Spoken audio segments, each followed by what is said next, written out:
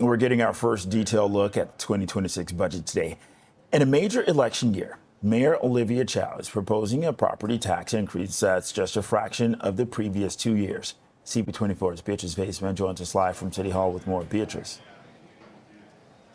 Bakari, this is an $18.9 billion budget for this year that's being forwarded. It includes a big question that all Torontonians were wondering: how much more am I going to have to dish out if I own a property here in the city of Toronto? I'm just looking over my shoulder here, Bakari, as the meeting inside the Budget Committee just adjourning a few minutes ago. So the mics are all set up. We're waiting to hear if any city councillors are going to be talking to us, including Budget Chief Shelley Carroll, who we heard from first thing this morning on the junction with the mayor, along with any other members of the committee. But we're seeing a 2.2% proposed property tax increase for this year. That includes a 1.5% increase in the city building fund, which is something that we've seen the last several years. It was brought into the Tory government. That goes to supporting transit and housing infrastructure, and then a 0.7% property tax increase on its face. Of course, it's an election year. The election is going to be happening in October, not only for the mayoral race, but for city councillors. Councillor Carroll, we are live on CP24 right now. I'm just going to place my microphone here so that way we can be ready to get any reaction from you. One second. Okay. Wonderful. Beatrice gets exciting moment of the day. Councillor, just a moment ago, you took umbrage with rating the reserves. Can you explain to Torontonians why Council and the Budget Committee isn't going to be rating the reserves to? Well, it's a bit of the accountant in me, because that actually is a term that implies inappropriateness.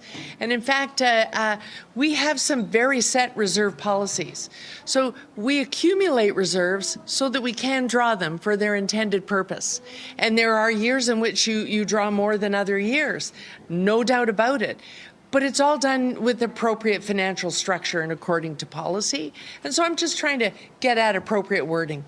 Are you satisfied that the fiscal plan that you kind of started as when you came in as budget chief, working with the city manager, is working? And can you promise, I guess, Torontonians that in 2027, 2028, we're not going to be back up to 9.5% once the election is all said and done? Well, yeah. Well, if we learned anything in 2025, we can't ever completely promise on anything, because look what's happened that impacted us, even though it was happening south of the border. So you never know.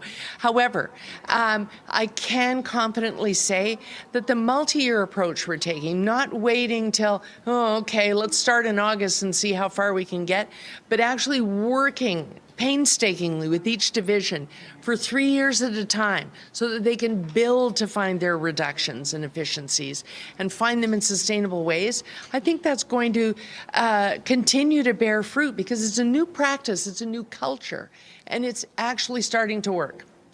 When it comes to finding those efficiencies, what efficiencies did you find in this proposed budget that you didn't find last year, that Torontonians are wondering, well, why did I pay 6.5% last year when maybe they could have found more millions in efficiencies? Well, some of them were discovered last year, but it took till this year to implement them. There are things like some of the efficiencies were things like looking at software licenses and saying we're going to cancel those. And so we told people the financial potential of those, but some of them it took till this year to cancel, and they're in the tens of millions.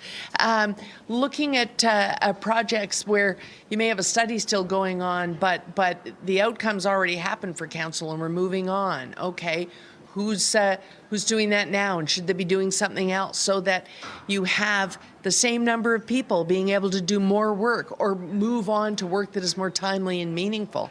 And all of that means that someone didn't walk into a committee room and say, I need to hire another person to do another thing. Those types of efficiencies, those add up over time, so that we're not just always growing and not pulling out the things that we no longer need to be doing. That's a culture change, and you're seeing the results of it in the budget. Councillor, one of the criticisms of this budget is it is an election budget that kicks problems down the road. Your reaction to that? I know that it feels like that to some people. That's a fair observation. But it really is a build on promises made 3 budgets ago, that we're going to take a multi-year approach, and you're going to see the efficiencies and the improved structure in the budget over time. And that while we need a massive investment, asking people to pay the higher rates was a massive ask of Torontonians. But we told them this is about, in real time, paying the pandemic bill. We need to close that gap that built up over the pandemic years. And so we're keeping a promise that would be an arc and that we would come back down to a more stable increase. We hope to be able to stay there. We're doing all the work we can to hopefully do so. The opening pressure next year is slated to be higher than it was this year, right? So we're not exactly at the moment it is, yes, but that will depend on work that we will be doing in the coming months on some of the things that we're realizing with the federal government, and certainly that conversation that we're already beginning with the provincial government, which is New Deal Part 2.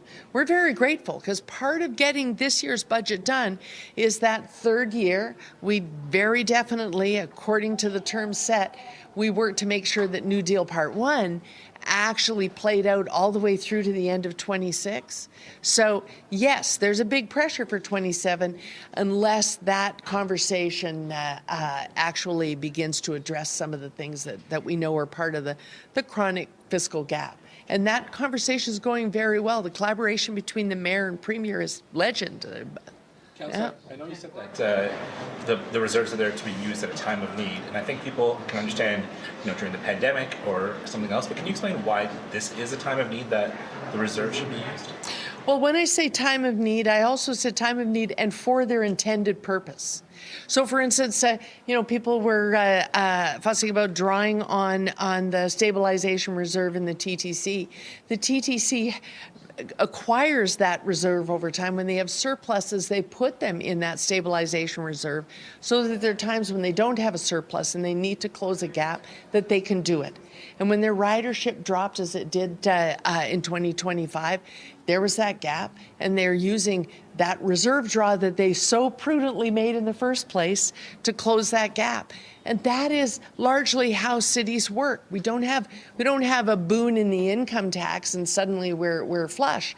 And so we prudently reserve bit by bit. When we do have a surplus, we don't go, hooray, let's all go to dinner. We set up a reserve, and we actually in policy decide what that reserve is allowed to be used for, and we use it for that purpose and that purpose alone. Can you just clarify on the TTC budget ask and the police budget ask? Did they both get the 7%? They did, and those were the targets set for them by the CFO.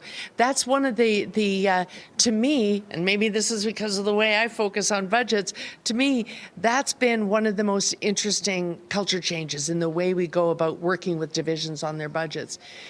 Each division, commission, board, and agency was given an individualized target based on their key cost drivers, so that finance could say, we know you have to do X, Y, and Z.